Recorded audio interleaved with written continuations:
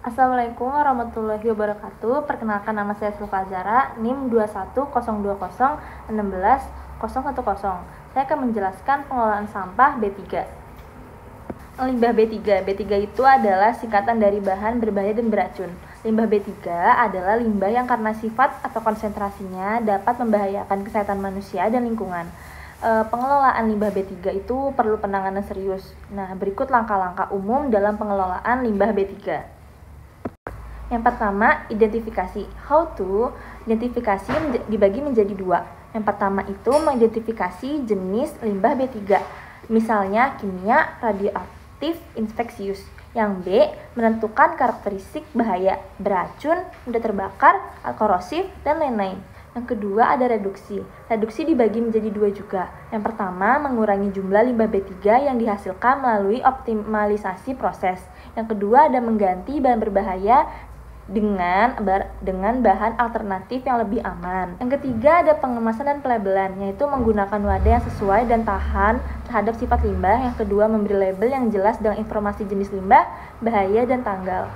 Lalu yang keempat adalah penyimpanan sementara, yaitu menyimpan limbah di tempat khusus yang aman dan terisolasi, dan memastikan ventilasi, pencahayaan, dan suhu yang sesuai. Lalu yang kelima ada transportasi, yaitu menggunakan kendaraan khusus limbah B3 dan memiliki dokumen manifest atau surat jalan limbah B3. Yang keenam ada pengelolaan. Pengelolaan itu dibagi menjadi 4. Yang pertama itu ada netralisasi, yaitu mengubah sifat kimia limbah menjadi netral. Yang kedua ada insenerasi, yaitu pembakaran suhu tinggi untuk limbah organik. Yang ketiga ada stabilisasi, mengubah limbah menjadi benda yang cair atau padat. Yang keempat ada enkapsulasi, melapisi limbah dengan bahan inert. Yang ketujuh ada pemanfaatan. Yang pertama itu daur ulang, memproses limbah menjadi bahan baku. Lalu ada recovery, mengambil komponen limbah yang bermanfaat. Yang kedelapan ada penimbunan. Penimbunan dibagi menjadi dua. Yang pertama ada landfill khusus B3, yaitu menimbun limbah di lokasi yang didesain khusus. Yang kedua injeksi sumur dalam untuk limbah cair di lokasi geologis tertentu. Lalu yang kesembilan, pemantauan dan evaluasi, yaitu memonitor dampak pengelolaan limbah terhadap lingkungan dan melakukan audit berkala. Lalu yang ke-10 ada pelaporan, yaitu melaporkan jenis, jumlah, dan penanganan limbah B3 ke otoritas terkait.